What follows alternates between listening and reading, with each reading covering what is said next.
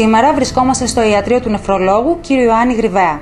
Ο κ. Γρυβαίας είναι διευθυντής της νεφρολογικής κλινικής του Γενικού Στρατιωτικού Νοσοκομείου Αθηνών, διδάκτορ της Ιατρικής Σχολής του Δημοκριτείου Πανεπιστημίου Θράκης και επιστημονικός υπεύθυνος της Μονάδας Χρόνιας Αιμοκάθαρσης Νεφροϊατρική.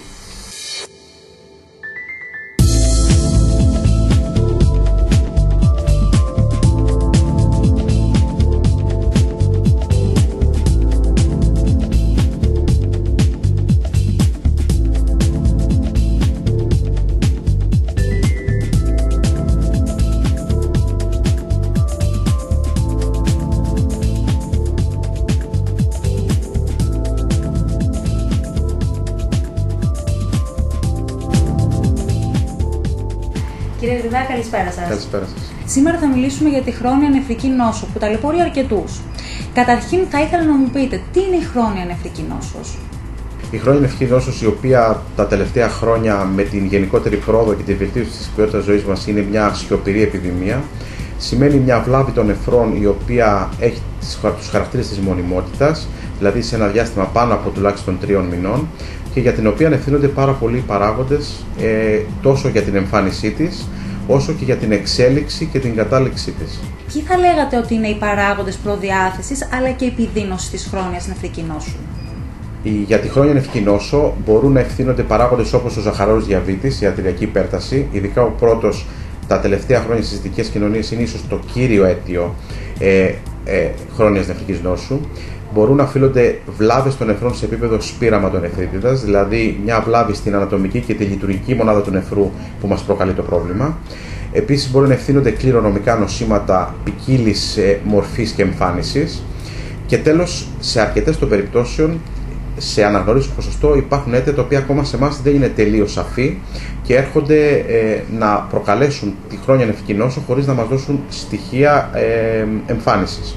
Σε κάθε περίπτωση, η χρόνια νεφρική νόσος, εκτός από τα αίτια τα οποία αναφέραμε, είναι μια νόσος που είναι αποτέλεσμα πολλών παραγόντων σε ανθρώπους τρίτης ηλικίας.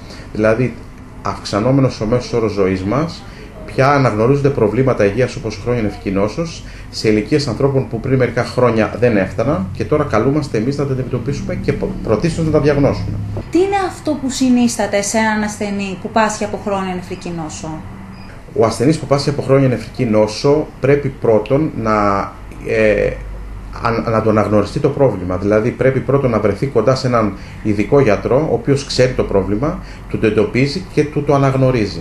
Δεν είναι λίγες οι φορές που ασθενείς μας που έρχονται στο ιατρείο ή στο νοσοκομείο να μας δούνε, έρχονται πια αρκετά αργά, διότι πρώτον δεν αναγνώρισαν το πρόβλημα έγκαιρα ή δεν δόθηκε η σημασία στο πρόβλημα που έπρεπε από την αρχή. Επομένως, το πρώτο είναι η αναγνώριση του προβλήματος. Όσο πιο έγκαιρη, τόσο το καλύτερο.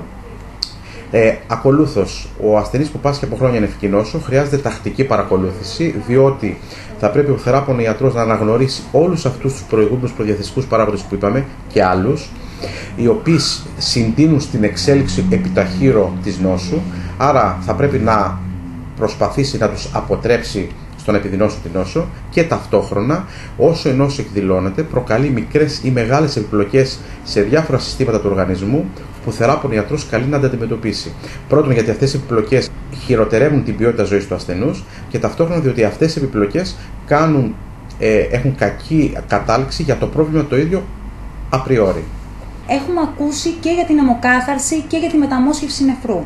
Είτε η μία είτε η άλλη μέθοδος εφαρμόζεται στο τελικό στάδιο της νόσου? Όταν η χρόνια νεφρική νόσος χωρίζεται σε 5 στάδια. Το 5ο στάδιο, το οποίο είναι και το τελικό στάδιο της νόσου, από ένα σημείο και μετά ο οργανισμός δεν μπορεί να τα απεξέλθει και χρειάζεται κάποια υποστήριξη. Εδώ έρχεται η αιμοκάθαρση και η περιτονειακή κάθαρση ως μέθοδοι υποκατάστασης νεφρικής λειτουργίας να βοηθήσουν τον οργανισμό ώστε να μπορέσει να λειτουργήσει. Θα πρέπει να τονίσουμε τη σημασία αυτού του φαινομένου, διότι ο νεφρός είναι ζωτικό όργανο του οργανισμού, ανεπαρκεί τα μέγιστα, δηλαδή μιλάμε για έναν άνθρωπο που η νεφρική του λειτουργία είναι κάτω από 12% και αυτό το ζωτικό όργανο με τη βοήθεια της αιμοκάθαρσης και της περιτονειακής κάθαρσης ο οργανισμός μπορεί και τα απεξέρχεται στις απαιτήσεις που θα χρειαζόταν όντας με φυσιολογική νεφρική λειτουργία και ζει έναν τρόπο ζωής αποδεκτό, με τροποποιήσεις και με παρεμβάσεις φαρμακευτικές και μη. ο ιδανικός στόχος είναι η μεταμόσχευση. Οι δύο προηγούμενες μέθοδοι πρακτικά προετοιμάζουν τον ασθενή για να έρθει μεταμόσχευση είτε από ζωντανό είτε από το πτωματικό δότη, γιατί με αυτόν τον τρόπο ο οργανισμός υποκαθιστά την νεφρική λειτουργία που είχε χάσει με έναν άλλο καινούριο νεφρό, που και αυτή η ιστορία βέβαια έχει τις ιδιαιτερότητές της και χρήζει συνεχούς και φόρου ζωής παρακολούθησης. Η μεταμόσχευση δεν είναι μια διαδικασία όπου ο οργανισμός απλά αποκτά ένα καινούριο νεφρό και εκεί τελειώνουν όλα. Από εκεί ξεκινάει ένας άλλος μακρύς δρόμος παρακολούθησης που έχει πολύ μεγάλη σημασία για την πορεία του ασθενούς και του μοσχεύματος. Κύριε Γρυβαία, πώς λειτουργεί η αιμοκάθαρση και πόσο εύκολη είναι για τον ασθενή? Το θέμα της αιμοκάθαρσης, σε εισαγωγικά θα μπορούσε να πει κάποιος ότι είναι λίγο θέμα ταμπού για την κοινωνία. Το βλέπω αυτό σε πολλούς ασθενείς που έρχονται και μας βλέπουν. Ο φόβος τους είναι να μην καταλήξουν στην αιμοκάθαρση, ο φόβος τους είναι να την αποφύγουν και βέβαια υπάρχουν διάφοροι μύθοι για αυτή την ιστορία. Η αιμοκάθαρση εν πρώτης είναι μια διαδικασία που είπαμε υποκαθιστά την νεφρική λειτουργία, όχι 100%, σε κάποιο ποσοστό, σε έναν ασθενή όπου ανεπαρκεί πλήρως η νεφρική του λειτουργία. Η διαδικασία σημαίνει ότι ο άνθρωπος που κάνει αιμοκάθαρση έρχεται 3 φορές την εβδομάδα και κάνει 4 ώρες μια συνεδρία αιμοκάθαρσης, συνδεδεμένος μέσω μιας αγκιακής προσπέλασης, η οποία λέγεται αρτροφυλετική αναστόμωση φίστουλα ή μόνιμος καθετήρας αιμοκάθαρσης, και με αυτόν τον τρόπο ο τεχνητός νεφρός, το μηχάνημα αιμοκάθαρσης όπως ακούγεται λαϊκά, προσπαθεί και απομακρύνει τις τοξίνες και τα απόβλητα που ο οργανισμός δεν μπορεί να τα απομακρύνει από μόνος του, γιατί θα πρέπει να θυμίσουμε ότι σε πολύ μεγάλο ποσοστό οι ασθενείς που είναι υπομοκάθαρση έχουν ανεπαρκή, ελαττωμένη και καθόλου διούρηση. Αυτό σημαίνει δηλαδή ότι πρώτον, ποσοτικά δεν μπορούν να διαχειριστούν τα υγρά τους από μόνοι τους, και δεύτερον, δεν μπορούν να απομακρύνουν τα σε εισαγωγικά απόβλητα που έχει ο οργανισμός με άλλο τρόπο παρά μόνο με την αιμοκάθαρση. Έτσι λοιπόν, αυτή η διαδικασία των 4 ώρων που γίνεται 3 φορές την εβδομάδα, δηλαδή αυτό το 12ωρο εβδομαδιαίως, όπου παγκόσμια έχει αποδειχτεί ότι είναι το διάστημα το επαρκές για να προσφέρει ικανοποιητική υποκατάσταση στον ανθρώπινο οργανισμό, είναι αυτό το οποίο μπορεί και υποκαθιστά και βοηθά τον ασθενή να προχωρήσει. Η διαδικασία της αιμοκάθαρσης ούτε δύσκολη είναι, ούτε επίπονη όπως πολλές φορές ακούγεται. Η αλήθεια είναι βέβαια ότι οι ασθενείς που έχουν χρόνια νεφρική νόσο του τελικού σταδίου, σε πολλές των περιπτώσεων αυτό συνεπάγεται και άλλα προβλήματα, γιατί τα νεφρά, όντας ζωτικά όργανα, επηρεάζουν με την αρχή των συγκοινών των δοχείων και άλλα ζωτικά όργανα. Άρα λοιπόν ο νεφρολόγος, ο θεράπων ιατρός και το νοσηλευτικό προσωπικό θα πρέπει να είναι πάνω από τον ασθενή για την αντιμετώπιση και των άλλων προβλημάτων, παύλα επιπλοκών της χρόνιας νεφρικής νόσου. Σε κάθε περίπτωση θα πρέπει να σκεφτούμε ότι η αιμοκάθαρση είναι μια διαδικασία η οποία βοηθάει έναν ασθενή να ζήσει, να έχει ποιότητα ζωής, όταν και αυτός βοηθάει τον γιατρό ακολουθώντας τις οδηγίες του, και να σκεφτούμε ότι πριν, όχι πολλά χρόνια πριν, χωρίς την αιμοκάθαρση, οι ασθενείς αυτές δεν είχαν λύσεις και ήταν σε ένα διέξοδο. Άρα λοιπόν το μήνυμα είναι ότι η αιμοκάθαρση είναι μέθοδος, είναι θεραπεία και βοηθάει νέους μέσης ηλικίας και τρίτης ηλικίας ανθρώπους να ζήσουν με αποδεικτή ποιότητα ζωής. Σε έναν ασθενή που πάσχει από χρόνια νεφρική νόσο, πότε ουσιαστικά θα λέγαμε ότι αφήνουμε την αιμοκάθαρση και οδηγούμαστε στη μεταμόσχευση νεφρού? Ο ασθενής ο οποίος είναι σε αιμοκάθαρση εκτιμάται από τους θεράποντες ιατρούς κατά πόσον είναι ιδανικός λήπτης ενός νεφρικού μοσχεύματος. Αυτό συνεπάγεται 2 παραμέτρους. Πρώτον, αν ο ίδιος έχει κάποιον συγγενή ή μη δότη, υποψήφιο δότη, και δεύτερον, αν με την έλλειψη αυτού του υποψήφιου δότη, αν μπορεί να δεχτεί αυτό που λέμε πτωματικό μόσχευμα. Σε κάθε περίπτωση υπάρχουν ειδικές διαδικασίες κλινικοεργαστηριακές, οι οποίες ορίζουν κατά πόσο ο υποψήφιος λήπτης είναι κατάλληλος να δεχτεί το μόσχευμα ή όχι, και κατά πόσο ο υποψήφιος ζωντανός δότης είναι κατάλληλος και αυτός να δώσει τον νεφρό του στον υποψήφιο λήπτη. Είναι μια διαδικασία δηλαδή συγκερασμού 2 πραγμάτων. Στη δική σας ειδικότητα, την νεφρολογία, υπάρχουν επεμβατικά εργαλεία τόσο για τη διάγνωση όσο και για τη θεραπεία των νεφρικών νόσων? Η νεφρολογία είναι σε γενικές γραμμές μια παθολογική ειδικότητα. Δεν στερείται όμως και επεμβατικών πράξεων. Επεμβατικές πράξεις που μας βοηθούν τόσο στη διάγνωση όσο και στη θεραπεία. Αναφέρω, για τη διάγνωση βασικό είναι να διαγνώσουμε το πρόβλημα. Όπως ανέφερα αρχικά, για τη χρόνια νεφρική νόσος, ένα σημαντικό αίτιο είναι η ύπαρξη σπυραματονεφριτίδων. Ο μόνος τρόπος για να το ανιχνεύσουμε αυτό επίσημα και να δώσουμε την ταμπέλα της νόσου είναι να κάνουμε βιοψία νεφρού.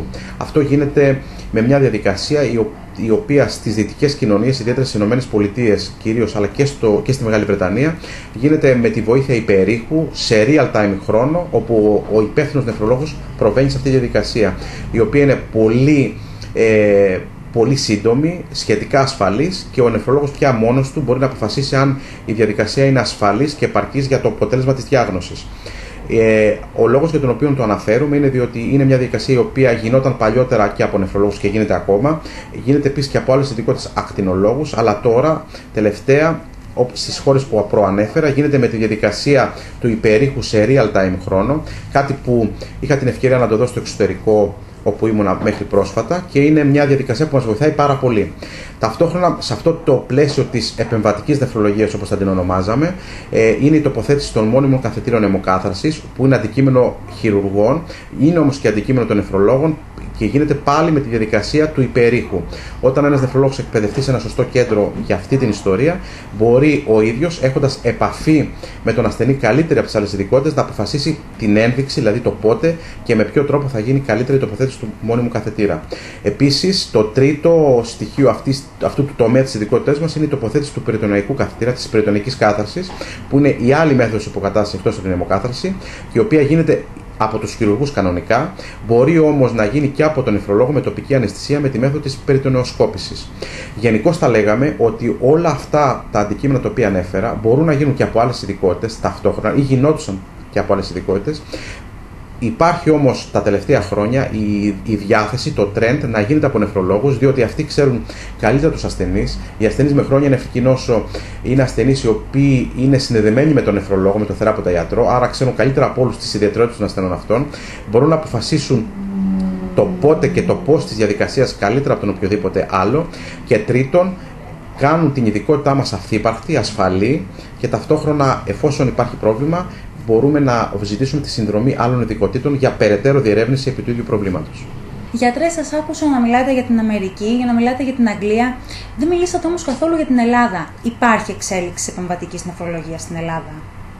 Η Ελλάδα, η οποία είναι μέλος της Ευρωπαϊκής Ένωσης, ακολουθεί τις οδηγίες οι οποίες υπάρχουν παντού και οι οποίες δίνουν κατευθύνσεις για το τι πρέπει να κάνουμε σε διάφορες διαδικασίες. Στις ΗΠΑ υπάρχει ανεξάρτητη εταιρεία επεμβατικής νεφρολογίας και απεικόνησης που ασχολείται με αυτό το θέμα. Στην Αγγλία, χωρίς να υπάρχει με την επωνυμία αυτή, υπάρχει στην καθημερινή πράξη, δηλαδή ο νεφρολόγος, αντικείμενο της εκπαίδευσης του νεφρολόγου είναι όλα αυτά τα οποία είπαμε. Σε πολλές ευρωπαϊκές χώρες έχουμε διάφορες διαβαθμίσεις. Όπως και στην Ελλάδα έχουμε διαβαθμίσεις σε αυτό το τομέα. Το βέβαιο είναι ότι χωρίς σύνορα πια, δηλαδή έχοντας την ευκαιρία να πας στο οποιοδήποτε κράτος της Ευρωπαϊκής Ένωσης, να εκπαιδευτείς, να γνωρίσεις ανθρώπους που ξέρουν κάτι καλύτερο να σου δείξουν και εσύ με τη σειρά σου να δείξεις αυτά που ξέρεις καλύτερα, το βέβαιο είναι ότι και σε εμάς σιγά σιγά οι εξελίξεις αυτές και το αντικείμενο της εκπαίδευσης αυτό, νομίζω ότι είναι ζήτημα χρόνου να γίνει ρουτίνα και στη δικιά μας καθημερινή νεφρολογική πράξη. Μάλιστα. Κύριε Γρυβαία, σας ευχαριστούμε πολύ για το χρόνο σας. Εγώ σας ευχαριστώ.